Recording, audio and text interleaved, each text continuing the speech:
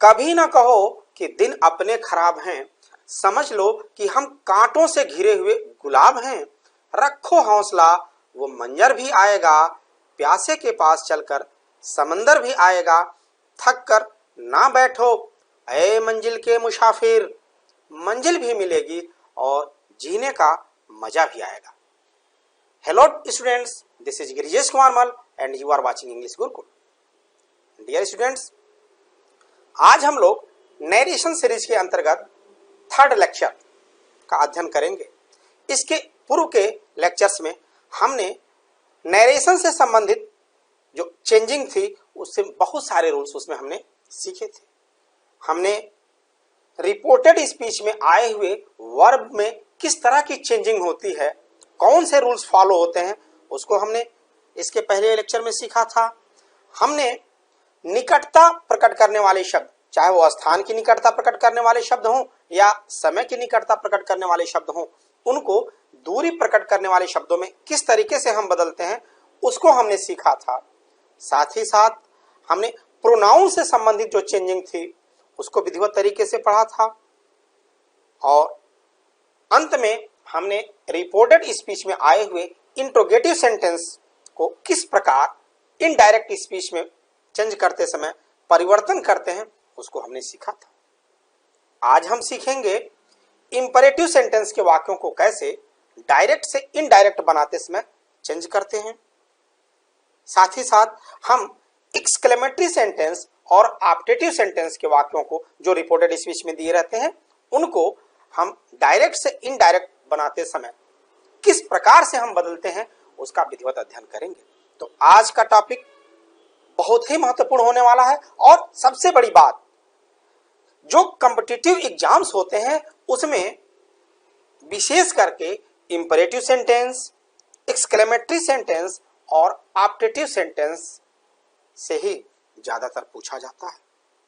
तो आज का वीडियो लेक्चर बहुत ही ध्यान से आप देखिएगा, इसको तो बिल्कुल भी आप मिस नहीं करेंगे। और अंत में आप ये पाएंगे कि चाहे वो इंपरेटिव सेंटेंस हो, चाहे एक्सक्लेमेटरी सेंटेंस हो और चाहे ऑप्टेटिव सेंटेंस हो, सबको बदलना बहुत ही आसान है, बहुत ही सरल है। बस जरूरत है तो आपको हमारे साथ बने रहने की।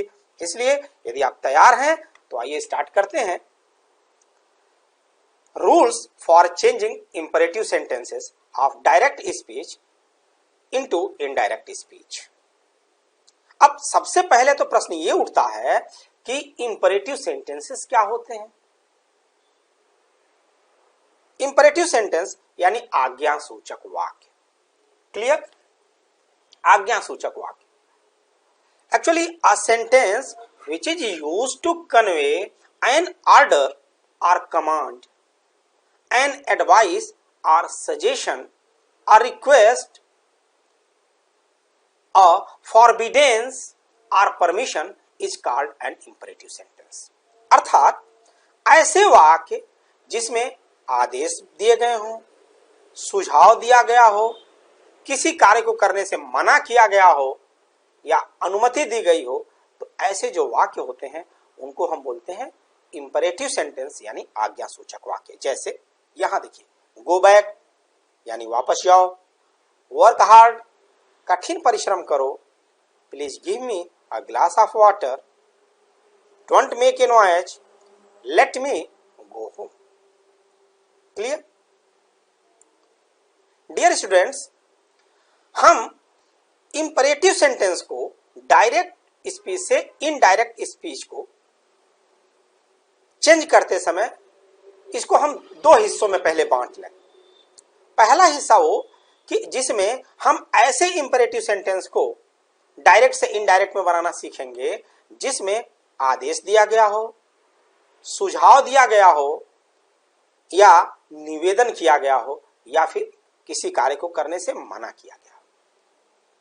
और इसके बाद हम सीखेंगे ऐसे वाक्यों को डायरेक्ट स्पीच से इनडायरेक्ट स्पीच में चेंज करना जिनकी स्टार्टिंग लेट से होती है। जैसे सेंटेंस नंबर 5 जो है, लेट मी गो होम। तो लेट वाले जो वाक्य हैं इनको हम बाद में पढ़ेंगे। पहले आज्ञा सूचक वाक्य, निवेदन वाले वाक्य, सुझाव वाले वाक्यों को चेंज करना सीखते हैं। चलिए, यदि रिपोर्टेड स्पीच में आज्ञा, सुझाव, प्रार्थना का भाव हो तो इनडायरेक्ट स्पीच बनाते समय हम निम्न प्रक्रिया अपनाते हैं। क्या है? रिपोर्टिंग वर्ब को रिपोर्टेड स्पीच के वाक्य के भाव के अनुसार ऑर्डर्ड, कमांडेड, एडवाइज्ड या सजेस्टेड, रिक्वेस्टेड और बेग्ड आदि में बदल देते हैं। यानी कि यदि रिपोर्टेड स्पीच में आदेश दिया गया है तो ऑर्डर्ड वर्ब का प्रयोग करेंगे, यानी जो रिपोर्टिंग वर्ब सेट था उसको हम ऑर्डर्ड में बदल देंगे। यदि आर्मी से संबंधित या फोर्स से संबंधित कोई आदेश है तो सेट टू को हम कमांडेड में बदल देंगे। यदि रिपोर्टेड स्पीच में सुझाव दिया गया है तो एडवाइज्ड या सजेस्टेड का प्रयोग करेंगे, और यदि निवेदन किया गया है ऐसे प्लीज, काइंडली सब का प्रयोग किया गया है तो हम रिक्वेस्टेड में बदल देंगे या बेग्ड का प्रयोग करेंगे। क्लियर? दूसरा रूल क्या है भाई? रिपोर्टेड स्पीच के वर्ब को हम इन्फिनिटिव में बदल देते हैं। इन्फिनिटिव यानी मुख्य क्रिया के फर्स्ट फॉर्म से पहले हम टू शब्द लगा देते हैं। क्लियर हुआ? और अन्य सारे नियम जो हमने आपको पहले बताए हैं वो वही रहेंगे। क्लियर हुआ? आइए हम इसको एग्जाम्पल की मदद से समझते हैं। यहां देखिए, एक वाक्य है, Sheela said to Mohan go away. Sheela ने मोहन से कहा गो अवे, चले जाओ। यानी कि इसमें शीला मोहन को आदेश दे रही है ना। सीधे सीधे देखिए यहां पे गो अवे आदेश दिया गया है। इसका मतलब ये हुआ कि ये जो रिपोर्टिंग वर्ब है इसको हम किस में बदलेंगे? ऑर्डर्ड में बदलेंगे। यहां पे हम इसको ऑर्डर्ड में बदल देंगे। और क्या करेंगे? ये जो फाइनाइट वर्ब है इसको हम इन्फिनिटिव में बदल देंगे, यानी ये कामा इनवर्ट कामा हटा करके हम टू का प्रयोग कर लेंगे। क्लियर हुआ? तो क्या हो जाएगा? Sheela ordered Mohan to go away. Clear हुआ? चलिए और एग्जाम्पल लेके समझते हैं। Sita said to Ram work hard. अब यहां देखिए इस वाक्य में सीता ने राम से कहा कठिन परिश्रम करो। तो स्टूडेंट्स, कठिन परिश्रम करने के लिए कोई आदेश नहीं दिया जा सकता है। हमेशा कठिन परिश्रम करने के लिए आप सुझाव ही दे सकते हैं। यानी कि यहां ये जो सेड टू है, ये रिपोर्टिंग, इसको हम किस में बदलेंगे? एडवाइज्ड में बदल देंगे या सजेस्टेड में बदल देंगे, और कामा इनवर्टेड कामा हटा करके ऑब्जेक्ट तो लिखेंगे ही लिखेंगे। इसके बाद यहां इसके पहले क्या करेंगे? हम टू का प्रयोग करेंगे। इन्फिनिटिव बनाना है ना हमें, तो क्या हो जाएगा यहां पे? देखिए, Sita advised Ram to work hard. कितना आसान है देखिए। और वाक्य लेके समझते हैं। यहां देखिए, ये डायरेक्ट स्पीच का वाक्य, Ramesh said to his friend please give me your work. ठीक है। अब यहां पे देखिए, रमेश ने अपने मित्र से कहा कृपया अपना काम मुझे दे दो। तो यहां पे देखिए प्लीज शब्द का प्रयोग किया गया है। इसका मतलब सीधे सीधे इस सेड टू को किस में बदलेंगे? रिक्वेस्टेड में बदलेंगे। बाकी प्रोसेस वही है। और ये जो जब रिक्वेस्टेड में बदलेंगे तो ये प्लीज और जो काइंडली जो शब्द होता है ये केवल निवेदन दर्शाता है, इसलिए इसको हम हटा देते हैं। अब वर्ब यानी कि ये जो फाइनाइट वर्ब है गिव, इसके पहले देखिए यहां पे टू लगा दिया गया है। क्लियर हुआ? अब आइए हम आगे देखते हैं। मान लीजिए रिपोर्टेड स्पीच का जो वाक्य है वो इंपरेटिव के अंतर्गत निगेटिव में है, यानी वाक्य की स्टार्टिंग डोंट से हुई है या डू नॉट से हुई है। तो फिर हम क्या करते हैं? ऐसी स्थिति में जो सेड टू था, जो रिपोर्टिंग वर्ब है ना, उसको हम फॉरबेड में बदल देते हैं और डोंट शब्द को या डू नॉट को हम हटा देते हैं।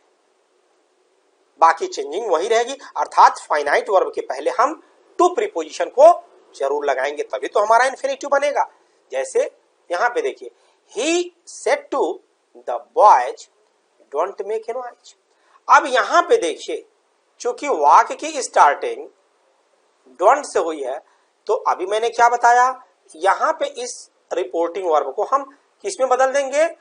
फॉरवर्ड में बदल देंगे, देखिए यहां पे। क्लियर? और ये डू नॉट जो है इसको हम हटा देंगे और क्या लगाएंगे यहां पे, टू लगाएंगे।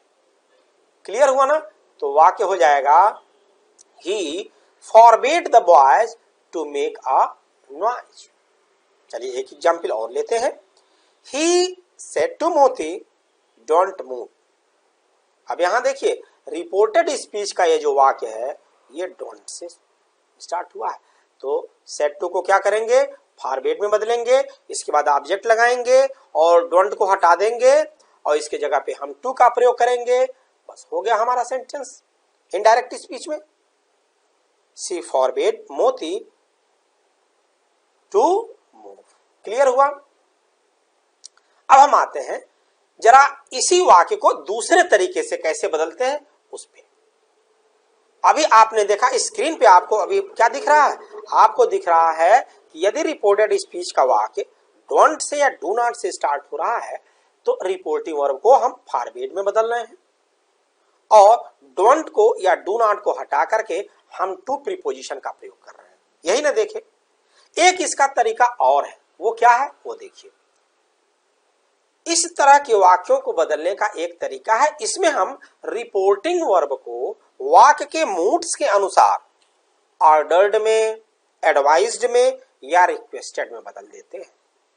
लेकिन हम रिपोर्टेड स्पीच में से जो डोंट को हटा देते थे या डू नॉट को हटा देते थे उसमें से केवल हम डू को हटाएंगे।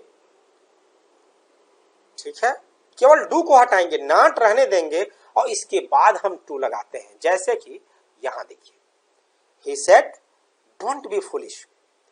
तो देखिए यहां पे अब यहां सेड को हम किस में बदले हैं, एडवाइज्ड में बदले हैं। क्यों एडवाइज्ड में बदले हैं, उन्होंने कहा या वो कहे कि मूर्ख ना बनो।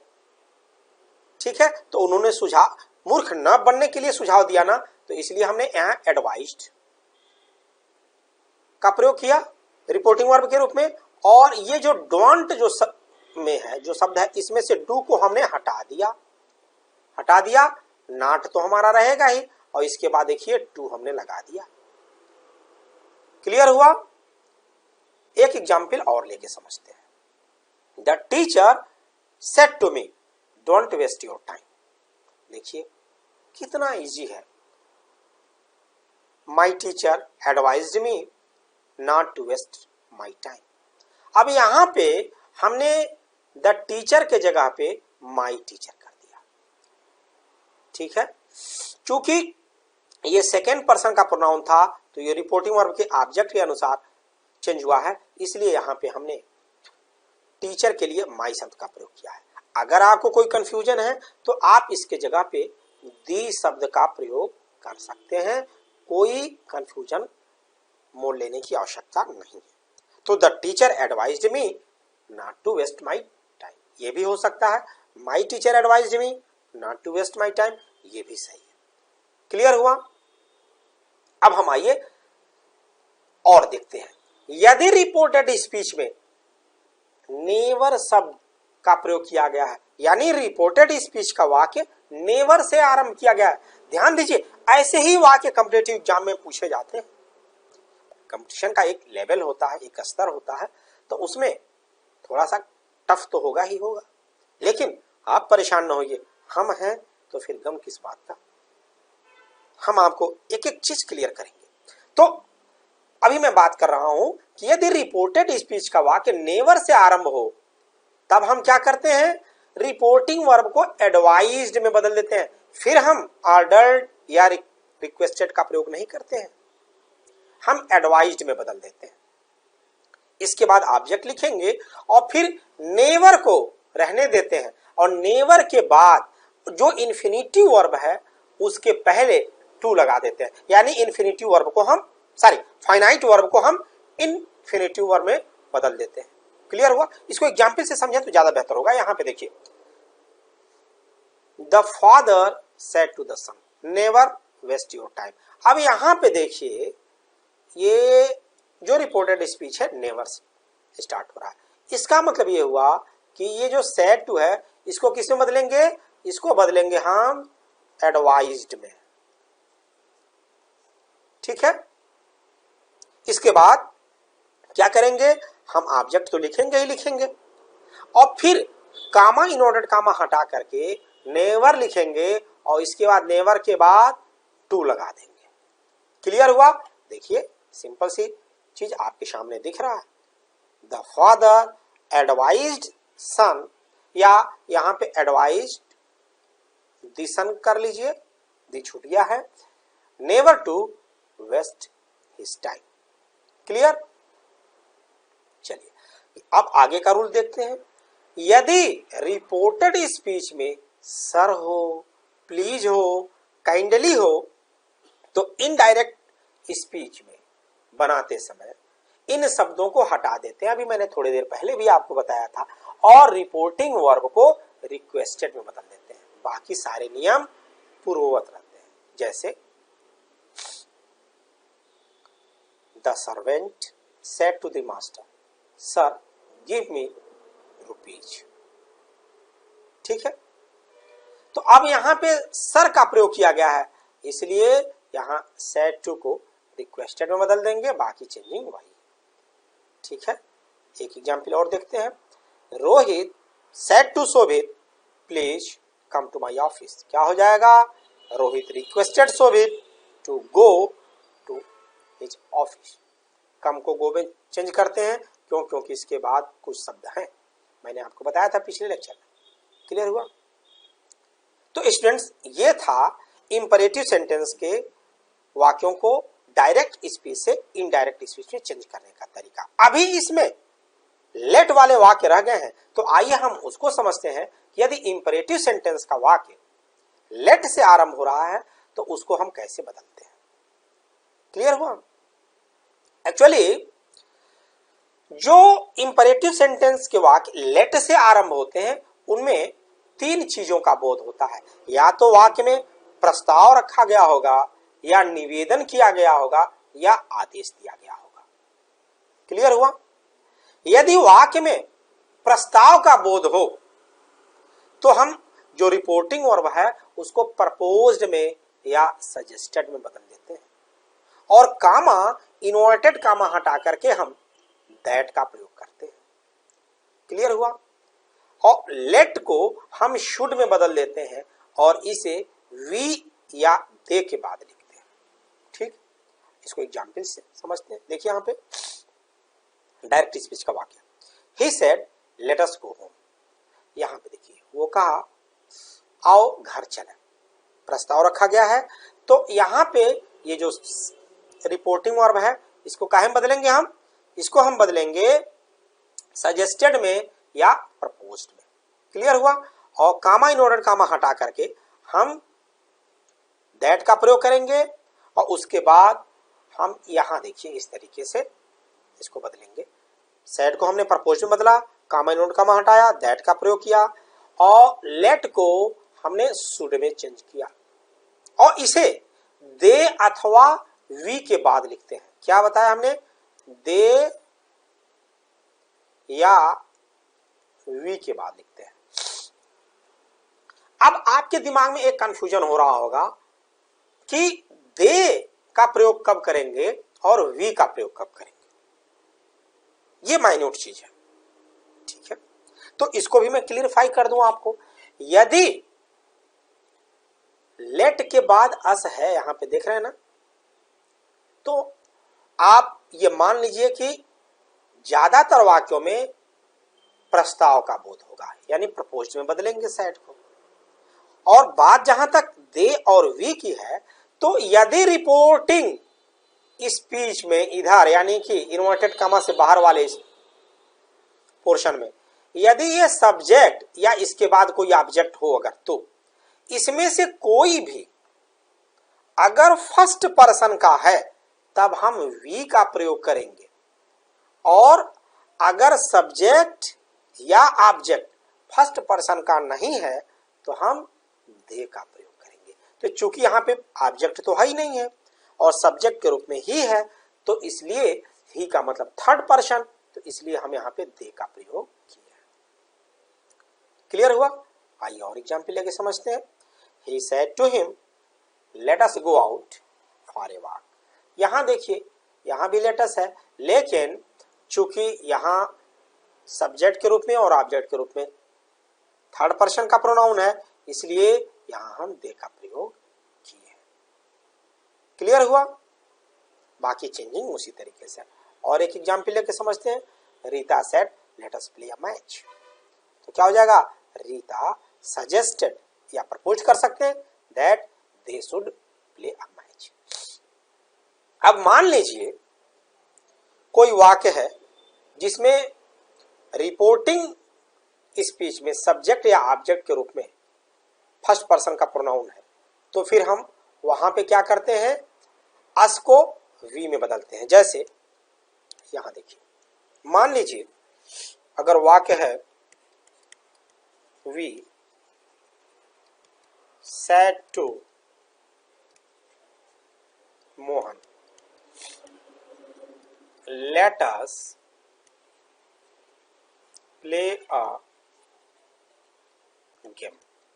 अब यहां देखिए, ये वाक्य है, ठीक है। We said to Mohan let us play a game, तो क्या हो जाएगा? वी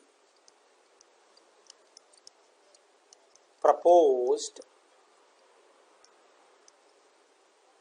मोहन दैट, ठीक है। अब यहां पे देखिए दैट, दे और वी में से एक का प्रयोग करना है प्रोनाउन का, तो मैंने अभी क्या बताया? सब्जेक्ट के रूप में या ऑब्जेक्ट के रूप में फर्स्ट पर्सन का प्रोनाउन है तो हम वी का प्रयोग करेंगे। यहां पे देखिए ऑब्जेक्ट के रूप में थर्ड पर्सन है यानी नाम है, और यहाँ पे सब्जेक्ट के रूप में फर्स्ट पर्सन का प्रोनाउन है, इसलिए यहाँ पे दैट के बाद वी का प्रयोग करेंगे। We should play a game. Clear? चलिए अब आइए हम आगे देखते हैं। यदि रिपोर्टेड स्पीच में रिक्वेस्ट का बोध हो, प्रार्थना का बोध हो, तब हम क्या करेंगे? तब हम रिपोर्टिंग वर्ब को रिक्वेस्टेड में बदल देते हैं। कामा और इन्वर्टेड कामा के स्थान पे हम टू का प्रयोग करते हैं। देखिएगा, प्रपोज वाले वाक्य में, सजेशन वाले वाक्य में हम दैट का प्रयोग कर रहे थे, लेकिन यहाँ पे टू का प्रयोग करते हैं। जैसे कि यहाँ पे देखिए, Ramesh said to his teacher let me go home. Ramesh ने अपने अध्यापक से कहा मुझे घर जाने दीजिए। तो यहाँ पे प्रार्थना कर रहा है, रिक्वेस्ट कर रहा है, तो इस सेड टू को हम रिक्वेस्टेड में बदल देंगे, और ये जो कामा और इन्वर्टेड कामा है ना, इसके जगह पे टू का प्रयोग करेंगे। ठीक है, यहां देखिए लेट को रहने देंगे, यहां पे ये भी ध्यान दीजिएगा। तो Ramesh requested his teacher to let him go. Clear हुआ? और इसको एक तरीका और है बनाने का। आप चाहें तो यहां कामा और इन्वर्टेड कामा की जगह पे जो आप ये टू लगाए थे, यहां पे आप दैट लगा सकते हैं, लेकिन जो ही आप दैट लगाएंगे, इसके बाद ये जो प्रोनाउन है, ये चूंकि ऑब्जेक्टिव केस में है, इसको हम सब्जेक्टिव केस में यानी सब्जेक्ट के रूप में चेंज कर देते हैं। चूंकि फर्स्ट पर्सन का है तो इसके अनुसार बदलेगा, तो ही हो गया। और इसके बाद इसमें माइट बी अलाउड टू हम जोड़ देते हैं, माइट बी अलाउड टू, और बाकी ये जो पोर्शन है इसको लिख देते हैं सीधे यहां पे। क्लियर हुआ? तो ये इस तरीके से हम इसको चेंज करते हैं। ठीक है, अब आइए जरा हम आदेश वाले वाक्यों को देखें। यदि रिपोर्टेड स्पीच में आदेश का बोध हो, कमांड का बोध हो, तो हम रिपोर्टिंग वर्ब को ऑर्डर्ड में बदल देते हैं। कामा और इन्वर्टेड कामा के स्थान पे दैट का प्रयोग करते हैं। लेट को शुड में बदल देते हैं, और इसे जो लेट के बाद नाउन या प्रोनाउन है उसके बाद हम शुड का प्रयोग करते हैं। जैसे ऐसे समझिए, the teacher said to his students let no one come late. अब यहां पे देखिए कोई भी लेट नहीं आएगा। अध्यापक ने छात्रों से कहा, अपने छात्रों से कहा कि कोई लेट नहीं आएगा, तो यहां पे सेड टू है, इसको कहें बदलेंगे, ऑर्डर्ड में बदल देंगे। क्लियर? और ऑब्जेक्ट तो लिखेंगे। यहां पे कामा इनवर्टेड कामा के स्थान पे हम दैट का प्रयोग करेंगे। और अभी मैंने बताया लेट के बाद ये जो नाउन या प्रोनाउन जो भी प्रयोग किया जाएगा इसको लिखेंगे और इसके बाद ये लेट को शुड में बदल करके इसके बाद लिखेंगे। तो क्या हो जाएगा, यहां देखिए, the teacher ordered his students that no one should come late. Clear हुआ। यहां देखिए शुड कहां आया है, नो वन के बाद आया है ना, अभी मैंने आपको बताया था। क्लियर हुआ। अच्छा, आइए एक एग्जाम्पल और लेके समझते हैं। The king said let the man be set free. राजा ने कहा उस आदमी को स्वतंत्र छोड़ दिया जाए। तो the king ordered that the man should be, यहां पे छूट गया है बी सेट फ्री, जो कि यहां पे है बी ना। क्लियर हुआ ना। तो ये रहेगा इसका कंफर्म। अब आइए हम, ये तो इंपरेटिव सेंटेंस के दोनों प्रकार के वाक्य हुए, चाहे वो फाइनाइट वर्ब से शुरू होने वाले वाक्य हो चाहे लेट से शुरू होने वाले वाक्य हो। हालांकि इसी दौरान हमने डोंट से या डू नॉट से स्टार्ट होने वाले वाक्यों को भी चेंज करना सीख लिया। अब आइए हम सीखते हैं कि डायरेक्ट स्पीच में आए हुए एक्सक्लेमेटरी सेंटेंस को, विषमादि बोधक वाले वाक्यों को कैसे डायरेक्ट से इनडायरेक्ट में चेंज करते हैं। ठीक है। अब सबसे पहले तो यह जानना जरूरी है कि एक्सक्लेमेटरी सेंटेंस होता क्या है। Actually exclamatory sentence is the sentence which conveys strong emotion or excitement like joy, sorrow, wonder, contempt and surprise. And there is a mark of interjection in the end of the sentence. यानी कि विषमादि बोधक वाक्य वो वाक्य होते हैं जिसमें मन की तीव्र भावना को प्रकट किया जाता है, जैसे खुशी हुई, दुख हुआ, आश्चर्य हुआ। ठीक है। जैसे मान लीजिए आप कहीं जा रहे हैं, आपके सामने कोई अचानक घटना घट गई, आप कहते हैं अरे ओह, कहते हैं ना। आप मैच खेल रहे हैं, आपकी टीम जीत गई, हुर्रा, अरे वाह, आप बोलते हैं। तो ऐसे जो वाक्य होते हैं इनको हम एक्सक्लेमेटरी सेंटेंस के वाक्य कहते हैं। अब यदि वाक्य में आनंद या खुशी प्रकट किया गया है तो ऐसे वाक्यों को हम डायरेक्ट स्पीच से इनडायरेक्ट स्पीच चेंज करते समय जो रिपोर्टिंग वर्ब है ना, उसको हम एक्सक्लेम्ड विद जॉय में बदल देते हैं या एक्सक्लेम्ड विद डिलाइट में बदल देते हैं। और कामा और इन्वर्टेड कामा को चेंज करके यहां पे हम दैट का प्रयोग करते हैं। और जो खुशी प्रकट करने वाले शब्द हैं जैसे हुर्रा, आहा, अरे वाह, ठीक है, तो ऐसे शब्दों को हम हटा देते हैं। क्लियर हुआ। बाकी चेंजिंग पूर्ववत रहती है। जैसे यहां देखिए, the boy said hurrah the cup is ours.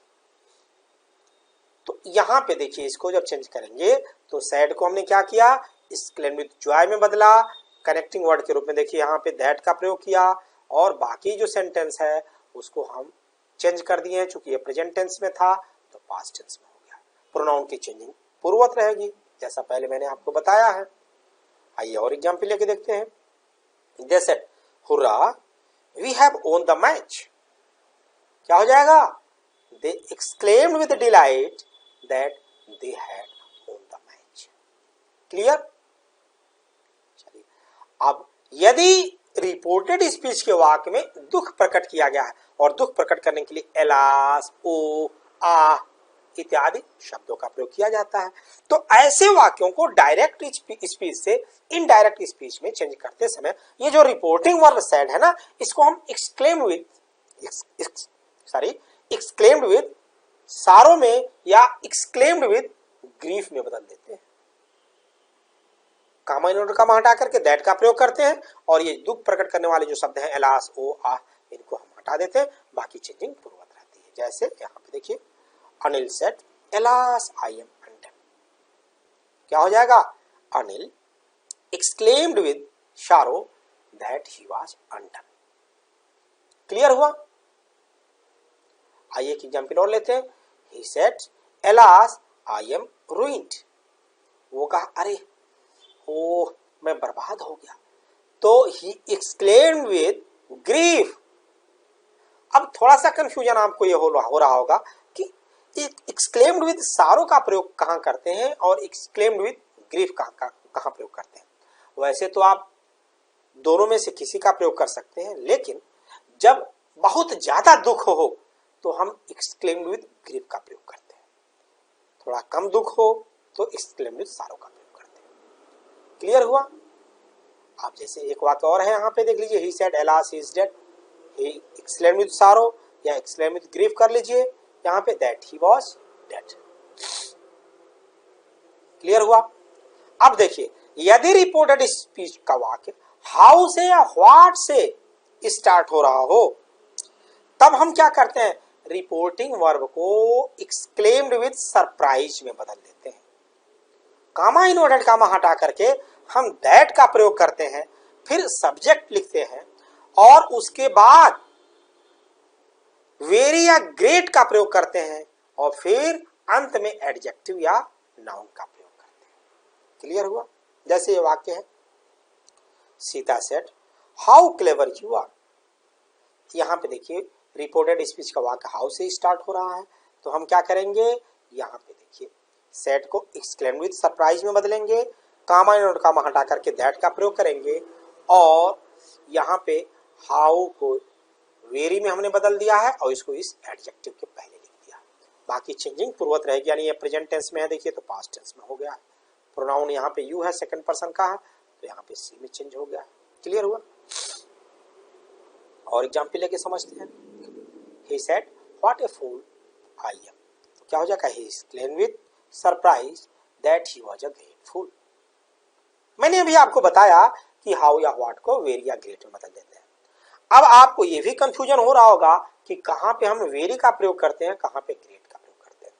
यदि हाउ या व्हाट के बाद एडजेक्टिव है तब हम वेरी का प्रयोग करेंगे और यदि कोई नाउन है तो हम ग्रेट का प्रयोग करेंगे। जैसे यहाँ पे क्लेवर शब्द है, एडजेक्टिव है इसलिए वेरी में बदल गया है, यहाँ ये नाउन है इसलिए ग्रेट में बदल गया। क्लियर हुआ? अब देखिए आगे, यदि रिपोर्टेड स्पीच का वाक्य जो है ये ब्रेवो से स्टार्ट हो रहा है तो वहां पे हम रिपोर्टिंग वर्ब को प्रेज्ड से स्टार्ट करते हैं। रिपोर्टिंग वर्ब को ध्यान दीजिएगा, सब्जेक्ट तो लिखेंगे ही लिखेंगे, उसके बाद हम प्रेज्ड का प्रयोग करेंगे और उसके बाद जो ऑब्जेक्ट है उसको लिखेंगे और फिर सेइंग दैट का प्रयोग करते हैं।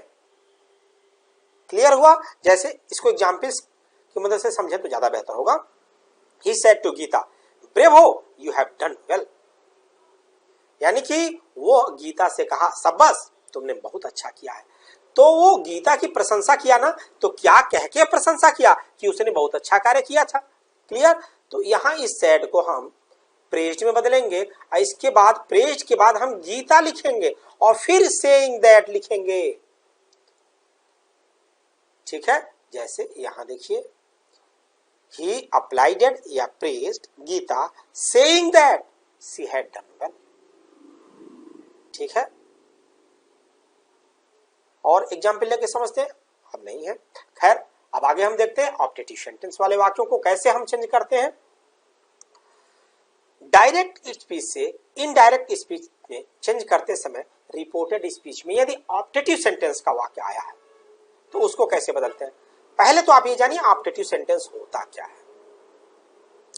Actually the sentence which expresses a prayer, a wish, blessing or curse is called an optative sentence। अर्थात ऐसे वाक्य जिसमें शुभकामना प्रकट की गई हो, ऐसे वाक्य जिसमें प्रार्थना प्रकट किया गया हो, किसी को आशीर्वाद दिया गया हो, किसी को श्राप दिया गया हो, तो इस तरह के जो वाक्य होते हैं उनको हम ऑप्टेटिव सेंटेंस कहते हैं, इच्छा सूचक वाक्य। ज्यादातर ऐसे वाक्यों में वाक्य की स्टार्टिंग में से होती है और लास्ट में वाक्य के साइन ऑफ इंटरजेक्शन का चिन्ह होता है। ठीक है? जैसे ये देखिए, may God bless you, may God help you, may you go to hell. Clear हुआ? तो डियर स्टूडेंट्स, यदि वाक्य में आशीर्वाद दिया गया है या प्रार्थना किया गया है तो हम सैड को, जो रिपोर्टिंग वर्ब है, उसको हम प्रेड में चेंज कर देते हैं। ध्यान दीजिएगा, प्रेड में बदल देते हैं। यदि वाक्य में शुभ कामना यानी विश दी गई है तो रिपोर्टिंग वर्ब को हम विश्ड में बदल देते हैं। यदि रिपोर्टेड स्पीच में श्राप दिया गया है तो रिपोर्टिंग वर्ब को कर्स्ड में बदल देते हैं। कामा और इन्वर्टेड कामा के स्थान पे हम दैट का प्रयोग करते हैं। ठीक है, ऑब्जेक्टिव सेंटेंस के वाक्य को इनडायरेक्ट स्पीच में बदलने से पूर्व हम असर्टिव सेंटेंस में बदल देते हैं और असर्टिव सेंटेंस वाले सारे रूल्स फॉलो किए जाते हैं। एक एक करके हम एग्जाम्पल्स की मदद से इसको समझते हैं। यहां देखिए, he said may God bless you. यहां पे देखिए, वो कहा ईश्वर तुम्हारा भला करे, आशीर्वाद दिया। जब हम किसी को आशीर्वाद देते हैं तो हमें उसे देने के लिए हमारे पास कुछ होता नहीं है। हम उसकी अच्छाई के लिए, हम उसकी भलाई के लिए, हम उसके कल्याण के लिए ईश्वर से प्रार्थना ही तो करते हैं। इसलिए जब हम किसी को आशीर्वाद देते हैं तो ऐसे यदि वाक्य हैं तो उसमें सैड को हम प्रेड में बदल देते हैं। ठीक है, तो हो जाएगा ही प्रेड, कामा नोट कामा हटाएंगे, दैट लगाएंगे, लगा दिया, और मे को अभी मैंने बताया कि इनडायरेक्ट में बदलने से पहले इसको असर्टिव सेंटेंस में बदल देंगे। तो जब असर्टिव सेंटेंस में बदलेंगे तो क्या हो जाएगा, ये मे इधर आएगा ना, गॉड में ब्लेस यू। तो अब चूंकि मे है तो माइट में हो गया। ठीक है, ब्लेस और यू है, सेकेंड पर्सन का प्रोनाउन है तो ऑब्जेक्ट के अनुसार बदलना चाहिए। ऑब्जेक्ट चूंकि है नहीं तो हम यहाँ पे फर्स्ट पर्सन का ऑब्जेक्ट मान लिए। क्लियर हुआ? आगे देखिए example, the teacher said to me may God help you. यहां पे देखिए, अध्यापक ने मुझसे कहा ईश्वर तुम्हारी मदद करे, यानी कि the teacher prayed that God might help me. Clear हुआ? अब यहां पे आप ये सोच रहे होंगे कि यहां पे आप ऑब्जेक्ट तो लिखे ही नहीं है। एक्चुअली जब आशीर्वाद दिया जाता है या प्रार्थना किया जाता है तो अगर हम प्रेड के बाद मी ऑब्जेक्ट लिख दें यहां पे तो क्या हो जाएगा, द टीचर प्रेड मी, तो वाक्य की पूरी मीनिंग बदल जाएगी। यानी हो जाएगा मीनिंग कि द टीचर हमसे प्रार्थना किया। नहीं, टीचर हमसे नहीं प्रार्थना करा, टीचर तो ईश्वर से प्रार्थना कर रहा है ना। इसलिए जब हम प्रेड का प्रयोग करते हैं तो ऑब्जेक्ट को नहीं लिखते हैं, क्योंकि ऑब्जेक्ट के रूप में यहां पे देखिए मी तो आ ही गया है ना। क्लियर? और एग्जाम्पल लेके समझते हैं, the teacher said to me may you pass in first division. अब यहां पे देखिए, अध्यापक ने हमसे कहा may you pass in first division, तुम प्रथम श्रेणी से पास हो। यानी यहां शुभ कामना प्रकट किया गया है, मे के बाद गॉड नहीं है, शुभ कामना प्रकट किया गया है। तो इस सेड टू को हम विश्ड में बदल देते हैं, बाकी चेंजिंग वही रहती है। क्लियर हुआ? अब इस वाक्य को जरा देख लीजिए, थोड़ा हटके है। द हर्मिट, हर्मिट माने होता है साधु। ठीक है, the hermit said may you go to hell. अब साधु ने कहा तुम नरक में जाओ, तो खुश होके तो कहेगा नहीं कि नरक में जाओ, निश्चित रूप से वो श्राप दिया है। तो जब वाक्य में श्राप दिया जाएगा तो सैड को किस में बदलेंगे, अभी मैंने क्या बताया था, कर्स्ड में बदलेंगे। देखिए, the hermit cursed that they might go to hell. Clear हुआ? डियर स्टूडेंट्स, एक चीज और है, यदि वाक्य में गुड बाय या गुड नाइट का प्रयोग किया गया है तो रिपोर्टिंग वर्ब को हम बेड में बदल देते हैं। परंतु यदि रिपोर्टेड स्पीच के वाक्य में गुड मॉर्निंग का प्रयोग हुआ है तो रिपोर्टिंग वर्ब को हम विश्ड में बदलते हैं। जैसे जैसे यहां पे देखिए, Anil said good night Ravi, we will meet tomorrow.